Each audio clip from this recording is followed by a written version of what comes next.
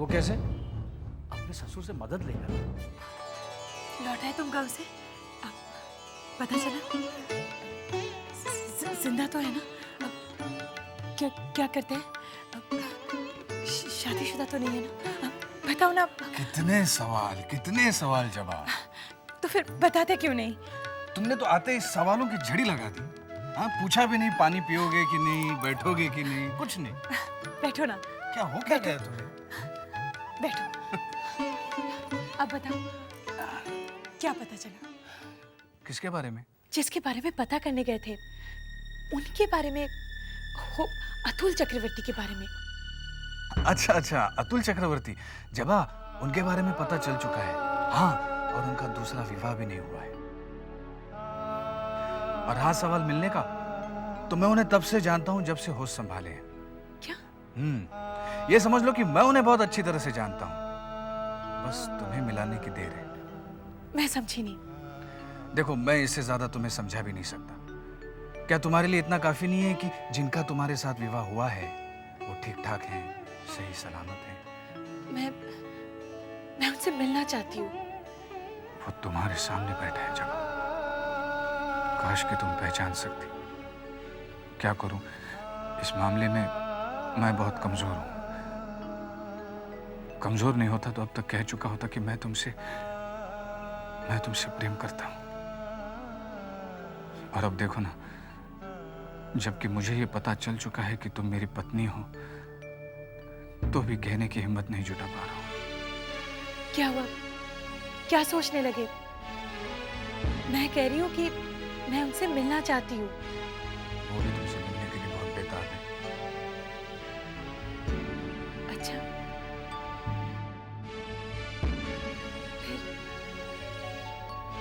फिर वो तुम्हारे साथ यहाँ आए क्यों नहीं? दरअसल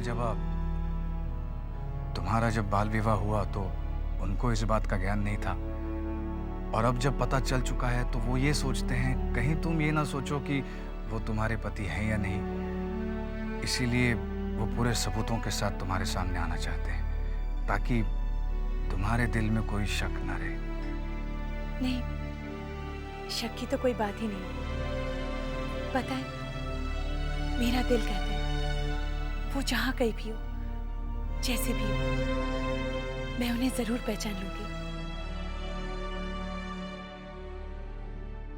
फिर मुझे पहचानने में भूल क्यों हो रही है? मुझे बस इसी बात की खुशी है कि मेरे पति सही सलामत है।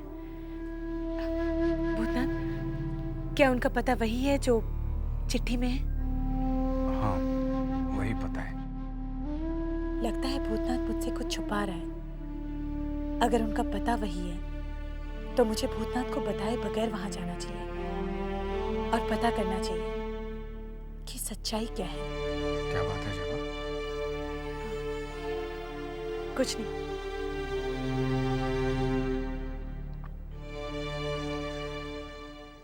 तेरे बारे में बैठ के सोच रहे थे। क्या भैया? साले साहब से मेरी बात हुई है। तुझे याद है मैंने तुझको बोला था ना कि साले साहब ने कहा है कि कोई भी अच्छा लड़का अगर मिलेगा तो तेरा हाथ। भैया आप ये सब मत बोलिए। एक विधवा के लिए ये सब सोचना भी पाप है।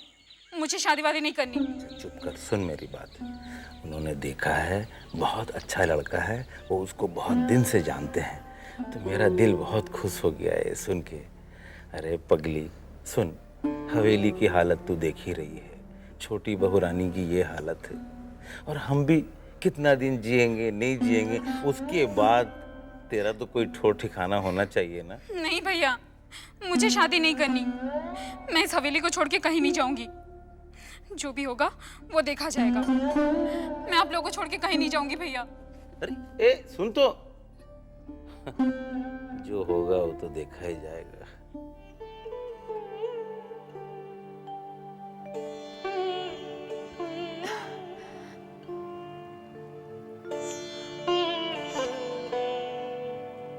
अब कैसा महसूस हो रहा है? बस अपनी मौत का इंतजार है अब। छी छी, ऐसी बातें क्यों करते हैं? भगवान करे आपको मेरी उम्र भी लग जाए।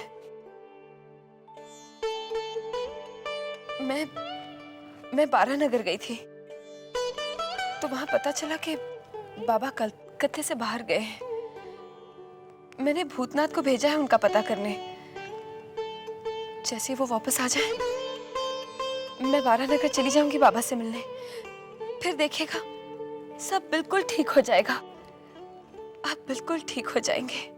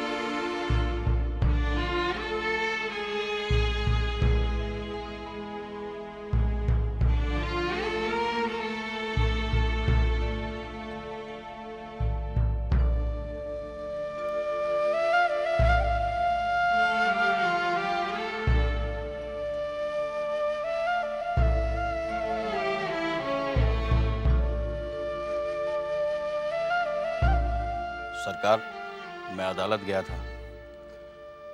वकील बाबू ने बताया नली लाल का पत्र उनके मैनेजर के पास आया था। मैं अदालत से निकलकर मैनेजर से मिलने गया, लेकिन वो कमबख्त टस से मस नहीं हो रहा। और एक बात सरकार, मैं नन्हे बाबू से मिलने हाबुल दत्त के घर गया था। क्यों गए थे वहां? सरकार, मुझे और कोई रास्ता नहीं सूझ रहा था। क्या कहा उसने? बात यह है सरकार, पूरी बात करो विदु सरकार, साफ साफ लफ्जों में कहो, क्या कहा नन्हे ने? सरकार, नन्हे बाबू ने कहा जब वो हवेली छोड़ कर आया था तो सारे रिश्ते नाते वहीं छोड़ कर आया है। अब ये हवेली छोटे चाचा और मझले चाचा की है। अब वो चाहें तो हवेली को बचा लें या फिर नीलाम होने दें। ये जबान नन्हे की नहीं है विदु सरकार, ये जबान उस हाबुल दत्त के बच्चे की है। वो हाबुल दत्त की जबान बोल रहा है। खबरदार, जब तुम कभी वहां गए तो हम उसका मुंह तक नहीं देखना चाहते। यूं समझो कि वो हमारे लिए मर चुका है। तुम जाओ विदु सरकार, हमें अकेला छोड़ दो। तुम जाओ। जी सरकार। सरकार, एक बात बताना भूल गया। कल से बच्चों को पढ़ाने के लिए मास्टर साहब आ रहे हैं। ठीक है विदु सरकार, तुम जाओ।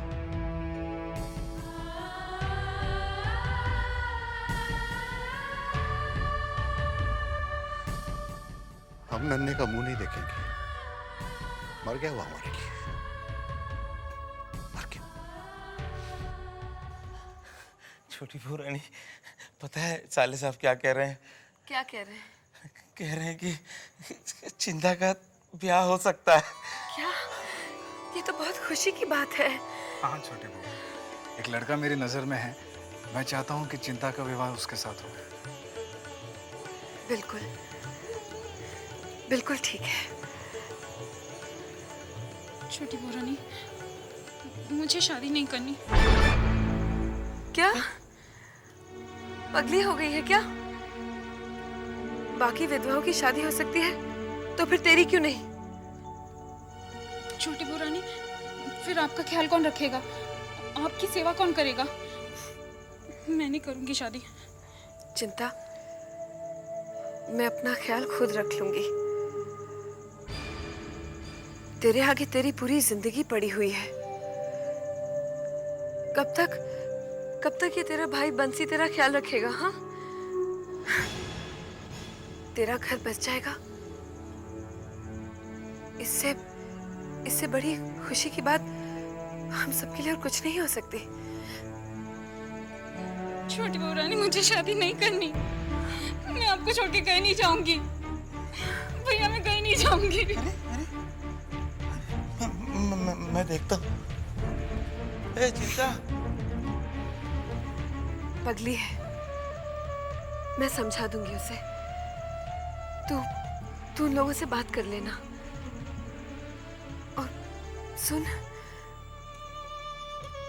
मुझे ये बताना था कि छोटे बाबू की तबीयत और बिगड़ती जा रही है।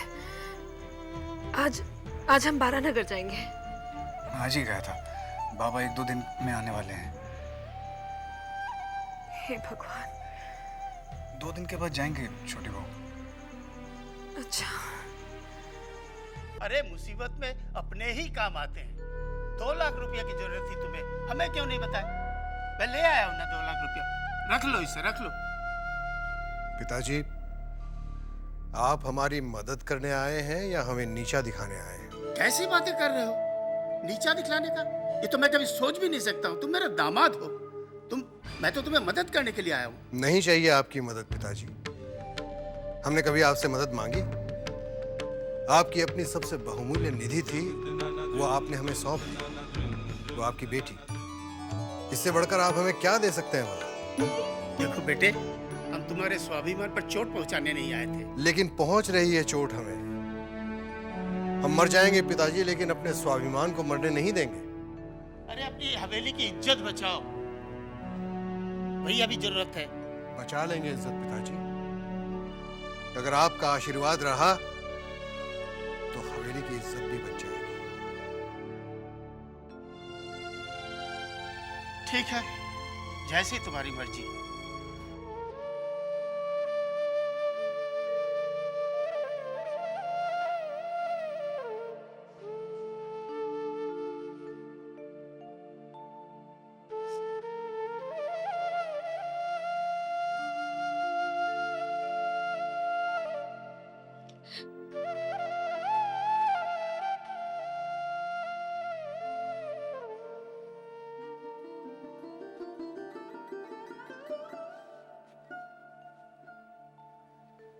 बेटी,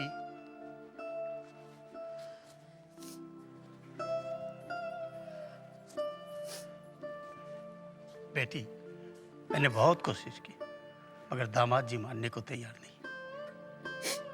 मुझे माफ कर दीजिए पिताजी, गलती मेरी है। आप मेरे कहने से तो आए हैं। मैंने सोचा था हालात ऐसे हैं, शायद वो मान जाए। मुझे माफ कर दीजिए। और हाँ, आइंदा से हमें मदद करने की कोशिश मत कीजिए, क्योंकि उनकी इज्जत में ही हमारी इज्जत है। और आपकी इज्जत भी मेरे लिए उतनी अहमियत रखती है पिताजी। हाँ, मैं समझ रहा हूं। मैं चला।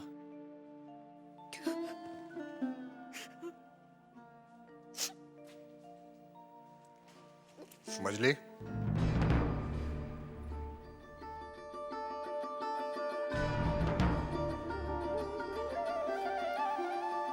ये पिताजी अपनी मर्जी से आए थे या तुमने उन्हें बुला भेजा? मैं आपसे झूठ नहीं बोलूंगी। मैं गई थी पिताजी के पास क्योंकि मुझसे आपकी परेशानी देखी नहीं जा रही थी, इसीलिए पहली बार आपको बताया बगैर मैंने कोई काम किया है। मुझे माफ कर दीजिए।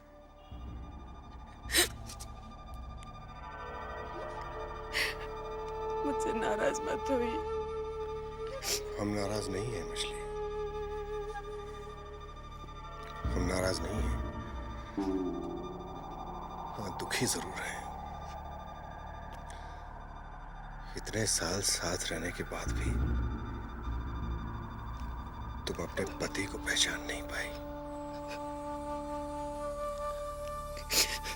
हमें आशा ही नहीं बल्कि पूरा विश्वास है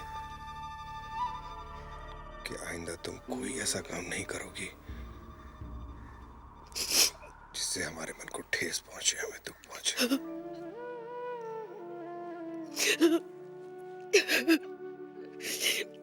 मुझे माफ कर दीजिए,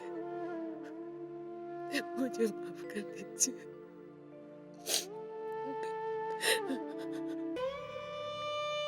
जब मेरा विवाह नहीं हुआ था तब मैं अपनी माँ से यही कहा करती थी कि मैं उसे छोड़कर नहीं जाऊंगी, कहीं नहीं जाऊंगी। मगर क्या करें, हर लड़की के भाग्य में यही लिखा है।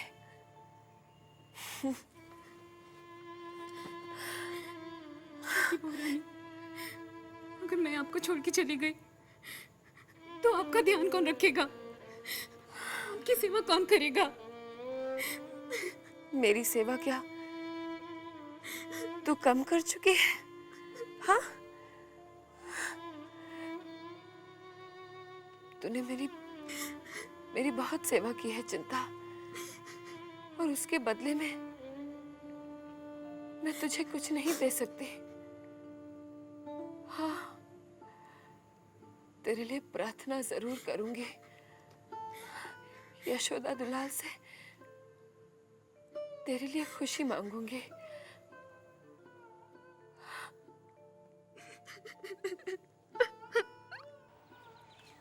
अरे हंसनी, तुम?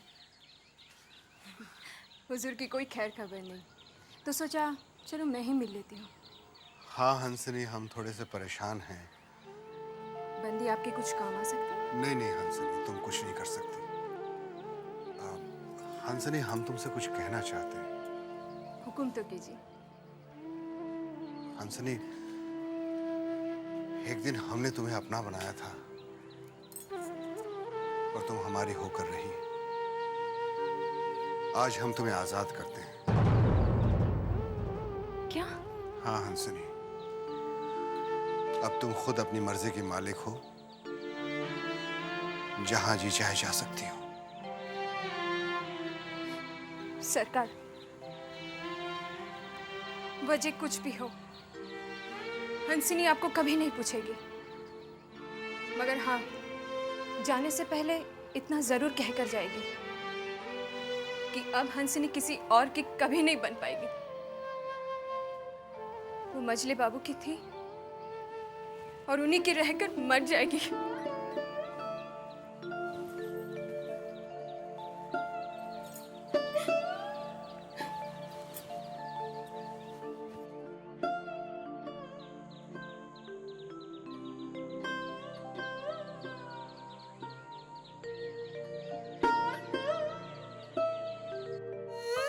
कि मैंने उसे दासी की तरह नहीं बल्कि एक छोटी बहन की तरह समझा है। अचानक लेकर आ गया मेरे पास तो देने के लिए। बड़ी अदालत ने भी अर्जी खारिज कर दी है। अब हमारे पास सिर्फ एक हफ्ता बचा है। चुनी भाई,